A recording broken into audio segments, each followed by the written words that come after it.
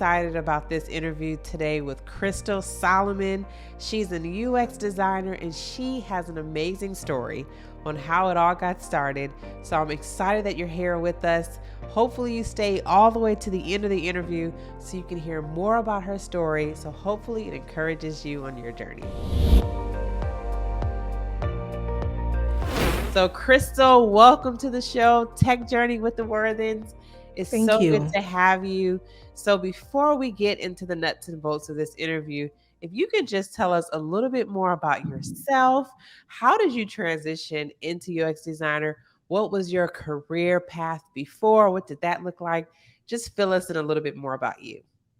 Great. Okay, so my name's Crystal Solomon. I've been with Chase for about 12 years now, and I started in collections, auto collections. I transitioned to auto underwriting, and in underwriting, I wanted to have a little more flexibility, be at home with my family. So I took advantage of the tuition reimbursement program, went back to school. When it came time to decide what area I wanted to go in, we had about 200 roles available in IT at the moment. And so I said, hey, let's go for this IT degree. And so in the course of 3 years, it was a lot of crunching, it was a lot of coding, it was a lot of data. But then I finally came to that area of user experience design that allowed me to be more of a people person and deal with people versus just being behind a computer screen all day. And so Wow. that's when I got my degree in information technology, transitioned to getting my certification from General Assembly in user experience design. And I was offered the opportunity within the company to start designing applications for the underwriters and the dealer relationship managers that I used to work with and partner with in underwriting. Wow. So wait, let me understand. So you started off with Chase. You're still with Chase, but now you're in their tech department. Yes, Wow, that is amazing. yes, it's a blessing. And so they had like a tuition reimbursement program as far as with Chase, and then you just took advantage of that to get to segue into what you do now. Exactly. Amazing, amazing. So for those of you who are watching, maybe you don't know, Crystal, can you fill us in a little bit more about what is a UX designer? So it really depends on who you ask. If you ask a designer like myself, they'll tell you that a user experience designer it incorporates having a skill set and a mindset and also a process that informs decisions to ensure the product provides value to the business and the end user. So there's a sweet spot there. A lot of Mhm. times the business would want you to go in a certain direction for their websites or applications, and a lot of time the user would want you to go in a certain direction. And I think the best way to describe it is the user experience designer knows where that sweet spot is while ultimately advocating for the user. Wow, so that's interesting. So you do have to take both sides into the factor. You want to take the business side, you also want to take the user side. And if there's two different people, then sometimes you have to kind of, like you said, find that sweet spot, find that balance between which of the two are you going to cater to. Exactly. Okay. Awesome. That is really cool. So, can you tell us, just a little bit more of why you chose this career and then any advice for people who are tuning in on why they should consider a career as a UX designer? Okay. So I chose user experience design because I love working with people. And I find myself nowadays very critical of the current experiences on certain websites and applications. Say, for instance, one of my favorite websites, New York and Company. I'm a shopper. Yeah. Um, they've now gone straight digital. They've Yep. shut down all their brick and mortars. And Mhm. for someone like me who enjoys trying on the clothes, Mhm. feeling the fabric, this Mhm. opportunity has allowed me, well, me wanting to be a user experience designer allows Mhm. me to say, you know what, New York and Company, maybe you should offer customers like myself the opportunity to try clothes on online. Like Zillow Ah. lets you try on glasses online with your picture to see what those glasses will Yeah. look like on you. So if you're someone who's has some ideas and maybe critical like myself or a little analytical about the way things are currently going on your favorite websites or applications, user experience would be a great place for you. That's so cool. So I like how you put that. I mean, I'm hoping New York and Company is watching this interview and they will say, you know what, Crystal is right, because that's my apprehension when it comes to, like, a lot of my friends do like Shein and like the online shopping, but you can't actually see what it looks like on until you get it and you're like, I don't like it, and then you have to return it. But if they had a way where you can see what you look like in the clothing online, that is so innovative. Well, look, you heard it here first. So if you ever see you're online and you see where you can try the clothes on online, the idea came from Crystal on this interview before anyone else. So that is really cool. So, okay, so I've heard innovative. Um, Also, I've heard people skills. So maybe people watching, they're like, okay, well, I don't have any design experience. I don't have any tech experience, but I want to break into tech. And this is kind of interesting. What other transferable skills would you say could a person have and do well in this position?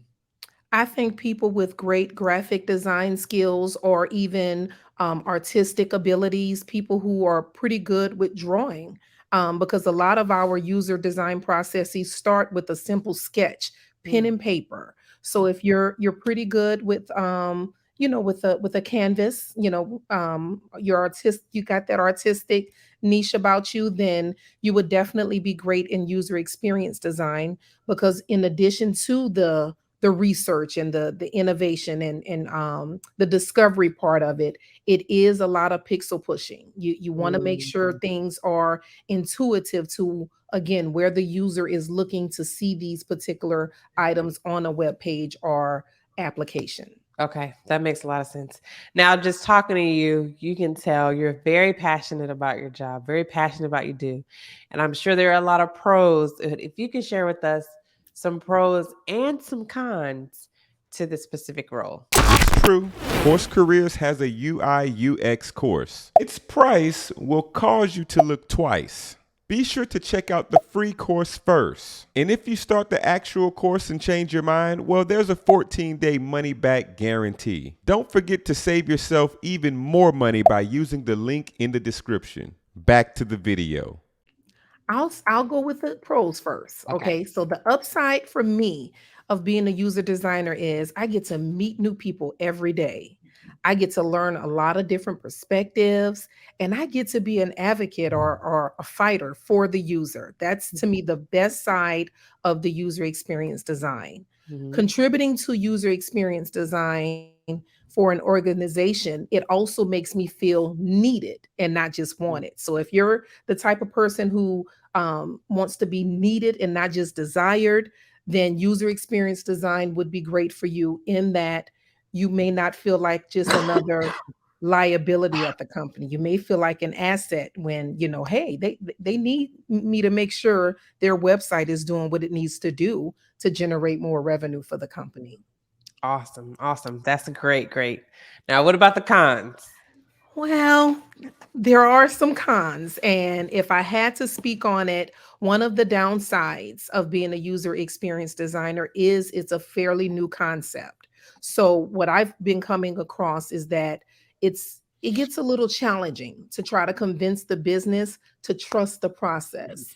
A lot of times the stakeholders and the people that are actually paying for the design to come to fruition, they want the design, they want it on this deadline, and they're not really concerned about the how you get there. And so one of the biggest cons is just convincing them and that we got to go through the discovery. We got to determine the why, so we're not double backing, we're not wasting a lot of have some people refer to tech debt. You're not spending money and then you got to come back and fix that at a later date.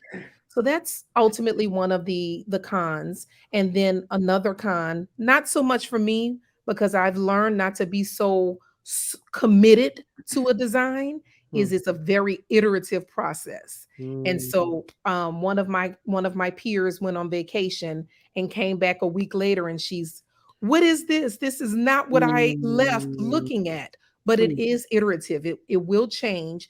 And while you may be committed to one look, the research and the discovery or the business may be committed to a totally different look. So you Right. can't take it so personal. Wow, that's really, really good feedback. So, it's really interesting how one of the things I thought about as I'm listening to you, and you're an excellent communicator, is someone who can communicate clearly and not even just communicate, but able to listen and really hear what the person is saying, because you want to be able to bring their vision to life. And so being able to, take what someone is saying and then bring that to life. And you have to be flexible because they may see it and say, you know what? I don't like it. And then the whole thing has to change. So that's really cool. We're learning a lot about it. What's interesting, my husband and I, we both went through course careers, and now course careers has a UX design and UI design course. So Nice. for someone who may be interested, you're watching this and you're like, this is something I want to do, just check it out. And definitely you can even, reach out to Crystal and find out more about what she does. I'm sure she'd love to fill you in. So speaking of what you do, if you can tell us a little bit more about what does a day look like as a UX designer?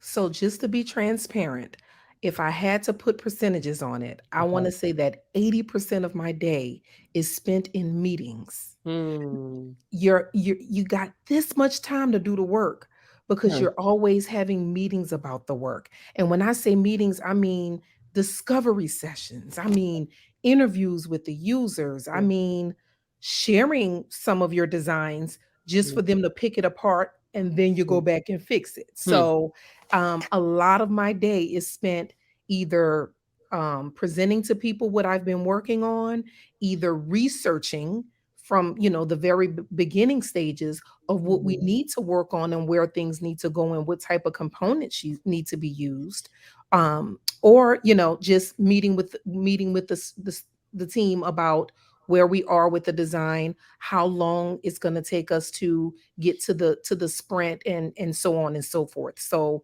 it's really, like I said, 80% meetings, Hmm. 20% work. Wow. So you have to really like meeting with people, like you said from the Yeah, beginning. yeah, yeah. Okay. And Awesome. I definitely, like I said, I'm a people person. I don't mind, like you say, talking, presenting.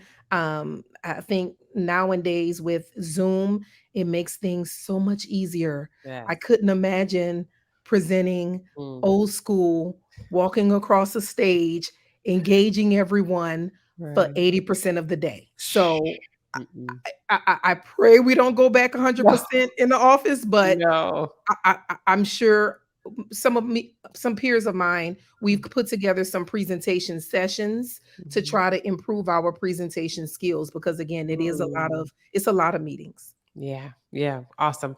So right now, Crystal, I'm sure you're aware a lot of people are looking to breaking into tech. And the majority of the people who watch our channel, that's what they want to find out. That's what they're looking into, whether it's tech sales, whether it's UX design, so many different avenues and ways to break into tech. Can you leave us with one tip or one piece of advice before we go on what it takes for someone to break into the tech industry? You have to be a lifelong learner because I mean, it changes every day. It's getting People are getting more and more innovative, coming up with better ways and better tools to do certain things. And you have to want to learn. You have to go out there and research. Nielsen Norman, Dribble. There are a lot of resources for user experience designers to learn different tricks to the trade, so to speak. Um, if I had to speak on someone who was just starting out like myself, it would be spent your a lot of your time would be spent observing individuals that are already doing it. Something that the company I work for calls shadowing. You might want to Mm, shadow, you might spend a lot of time shadowing other individuals doing what you're doing. You're going to spend a lot of time doing trainings to make sure you're comfortable with different design tools like Figma and Sketch. And so that's that. I want to just encourage the next generation to just be comfortable with continuous learning. That's good. That's awesome. And I'm sure that, just those of you who are watching, you learned something today from this interview because Crystal just gave us really good insight, really good feedback into the role. Thank you so much for your time, Crystal. And thank you everyone for tuning in. And please be sure, if you're interested, go to the Course Careers website to find out more about their new course, UX and UI design. Have a Thank great day. you. Have a Thank good you. one.